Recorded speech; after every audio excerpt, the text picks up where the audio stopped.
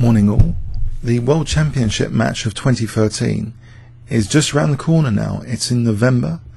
Actually, it's scheduled for November the 6th to the 26th. The first game is actually on November the 7th. So the Magnus Carlsen World Championship match to be played in Chennai, India. So I thought we could have a look at a few of their past encounters, which might not have too much relevance or bearing to any outcome in the upcoming match, especially because Magnus, as a child prodigy, has really shot to fame. And if we go back to 2005, when he did have some games against Vishy Anand, he was only 14 years old. There was a special event in 2005, a rapid play event. It was the 18th edition of the magistral Ciudad de Leon. So it was played between 9th and 13th of June 2005 in Spain, and there were 4 players only invited to this. It's like a battle of generations. So you had in this tournament Vishy Anand, who was the former world champion and number 2 at the time. You had the former world championship runner and number 1 in Spain, Alexei Shirov, and you had the current world champion at the time, the FIDE world champion, that is, Rustam Kasimdamov of Uzbekistan, and along with those 3, the young 14-year-old Norwegian prodigy Magnus Carlsen. Now, there was so very interesting games very early on in Magnus's career. I think he was only an IM at this time. His FIDE rating was very good, though 2548, so at 14, 2548, but Vishy's FIDE rating was gigantic, as it is today, 2785. So let's have a look at one of the games from this rapid match. E4 from Vishy Anand. Magnus replies with E5, and after knight F3 plays the very, very solid Petroff defense. Vishy Anand takes the pawn. After D6, retreats the knight. All standard stuff so far. Knight takes E4, and the most popular move here is actually D4. But Vishy played another popular move, in getting more popularity in recent years, more dynamic in some respects, Knight C3. So White doesn't mind getting double pawns here, which could be a problem, you'd think, in endgames. So Knight takes C3, D takes, and now Magnus plays bishop E7. It gives White some perks, though, developing like this. This bishop doesn't have to move yet. In fact, White can prepare to castle queenside. So it puts quite a bit of a fun element into the game when you get games where opposite side castling occurs. So in this game, bishop F4. It's only a rapid game anyway, so I think those should be played more personally in the spirit of fun and entertaining chess. So after castles queen D2, White prepares to castle queenside. Knight D7, White castles queenside. Now knight C5. Okay, now here Vishy goes with the aggressive H4. It does weaken the G4 square, and structurally Magnus perhaps considers that bishop G4 is worth playing here to threaten some structural damage on the king side as well. So you'd have structural damage on both sides of the board potentially here. After H5 though, it looks as though Black might be facing an attack here with H6 coming up. That would be a dangerous form pawn, and we've seen on this channel some examples of this before in the game of Natalia Pogonina featured on this channel, with a dangerous pawn there. Or sometimes White can open lines, but Black is not offering any line opening here. Magnus plays rook E8, seemingly a very solid move. The bishop can prepare to go back, and then we'd have, for example, knight E4 supported by the rook potentially. But then we see bishop C4, and there are some threats which might be emerging on F7 here potentially. Now against things like knight G5, it would be nice to obstruct this bishop, and considering bishop takes F3 would weaken the light squares, this bishop might be more dangerous if this is exchanged off, if this light square bishop is exchanged off. This next move is a very creative pawn sacrifice by the then 14-year-old Magnus Carlsen. He plays actually c6. Of course d6 is on here, but isn't it a bit risky to take on d6 to win this pawn because of the structural damage which will be incurred? Well, Vishy decides to indeed take it here. He does play bishop takes d6, so we get a lot of pieces coming off. After bishop takes, queen takes, the queens come off, but now bishop takes f3, so a lot of structural damage on white. Two sets of double pawns, isolated pawn. If you look at black's pawn structure, it's quite elegant. However, white is technically a pawn up, and this bishop could also be quite dangerous. We see rook ad8, and a very clever move indeed. Now a very sensible move, perhaps a little bit better, or there's pros and cons really. Either the rook be supported, or it could be moved back somewhere. I think actually both moves are viable here. Rook hd1, which wasn't played, is viable. If taking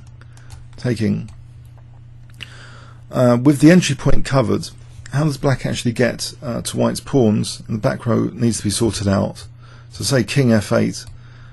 It's an interesting endgame, which maybe still slightly favours white. But Vishy actually just retreated the rook here to d4, so he wants to have his pawn structure fixed on the queen side if black takes. Magnus actually plays b5 here, which does set up a potential target, this pawn on a light square, for this bishop potentially later. It's a bit of a downside potentially, and in fact the bishop doesn't even have to move. If bishop b3, then king f8, and in fact this bishop doesn't seem to be doing that much, and it looks as though white's pawns are never going to see the light of day. The knight's actually a very good piece in this position on c5. It would seem very, very hard to convert this position. White's ugly looking pawn structure, black's knight seems very, very good on the dark square.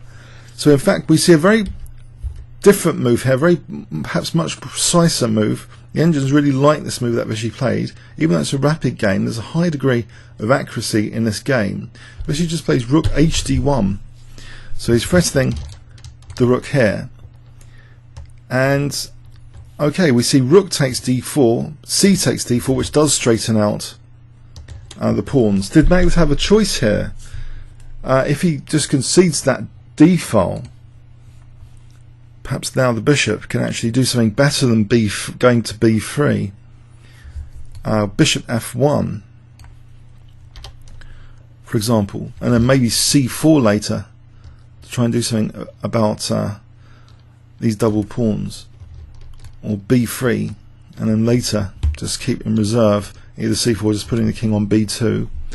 So that wasn't played though, so we see actually rook takes d4, and now c takes d4, and now at this juncture if Magnus takes on c4, this should favour white a little bit because of that entry point d6 hitting c6. So for example king f8, rook d6, rook e5, okay, it double attacks two pawns, taking, rook c7, rook on the 7th here. This slightly favours white, but there's some work to do still. Only slightly favours white. These double pawns are quite vulnerable, but on the other hand this c pawn is quite dangerous here. So let's go back to the game continuation. Magnus actually chose knight d7, and the bishop just dropped back to d3. Now knight d7 had this in mind, which seems very, very powerful, not just attacking h5, but a lovely blockade on d5. It looks as though that would be a very miserable position once the knight gets to d5, and if white tries to suppress knight d5 by playing b3 for example, then maybe just b4 here justifies the pawn on b5, just to be able to play knight d5 next, a nice positional blockade, difficult to lift, I mean, this sort of position is very, very hard, perhaps, unless a3 is useful here to white. Actually, it might be. On king b2, perhaps actually just taking on h5 is better, given a3 could expose actually a7 on the a file. So knight takes h5, and black should be fine here. Okay, so we see though, before this happens anyway, and with h5 attacked, white has to do something constructive here. I mean, if he plays something like rook h1, then maybe knight d5 here is a bit more effective. So white in this position doesn't protect the h-pawn, doesn't want to try and do something about the knight coming to d5, plays a very, very energetic move. I wonder if you can spot what Vishy Anand played now. If I give you 10 seconds starting from now, you might want to pause the video.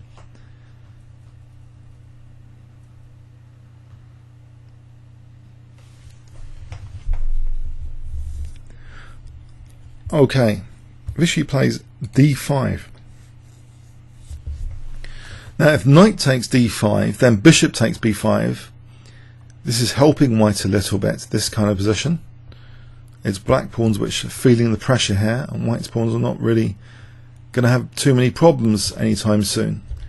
So Magnus actually plays here c takes d5, and his b pawn drops, so bishop takes b5. And okay, the knight's holding d5 for the moment, and this pawn is still looking vulnerable. And in fact, we see rook e5 now attacking the pawn. And now c4, and if it takes, we have a back row issue. The bishop's actually covering e8 here, so taking is not viable. Rook d8 just winning a piece. So Magnus, in this position, gets rid of his back row issue by playing king f8. And now we see c5. This pawn looks a little bit on the dangerous side, and here I think Magnus made his situation worse, much worse than it needed to be. Perhaps best is rook takes h5 here. It's not so easy to queen the pawn. If c6, knight e8 blockading, and actually black might even be better. The d pawn's held up with the rook here. We've got blockade, we've got the king crawling in. We can set up a dark square blockade. So rook takes h5 seems viable. Perhaps best for white from an engine point of view is rook e1 here, and then the danger of the c pawn is much more pronounced. I think there will be a tactic ruling out knight e8 here, in fact. So for example, let's just show the tactic in operation. c6 here, knight e8 is not possible, I think, because of rook takes e8 and then c7 check, queening. So this is very dangerous to stop knight e8. So the c pawn's dangerous. In this position, the suggestion from an engine is a5. So if we get c6 here, d4, the point is that this rook can still come and protect this against this pawn queening. It's attacking the bishop here, so leaving the rook on h5. So this position, if the rook comes to c5 now, this might be more bearable. Well, a lot more resistance anyway. So in the game though, after this c5, Magnus blundered, it seems, with d4, which looks quite clever. The rook's immediately attacking c5, but now we see b4, and this pawn is, loose now to just this rook.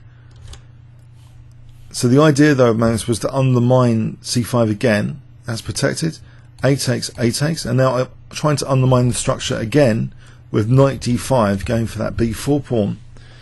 Offering d4 though, rook takes d4, and then Magnus takes on h5, but the c pawn is actually extremely dangerous in this position after c6. For example, if a blockade is futile with knight c7, then check, and we could just win that knight. So that's futile. So here it's exceptionally dangerous. Black actually tries, Magnus tries king e7, but now we get a neat tactic which decides the game. I wonder if you can spot it if I give you 10 seconds starting from now, or you might want to pause the video.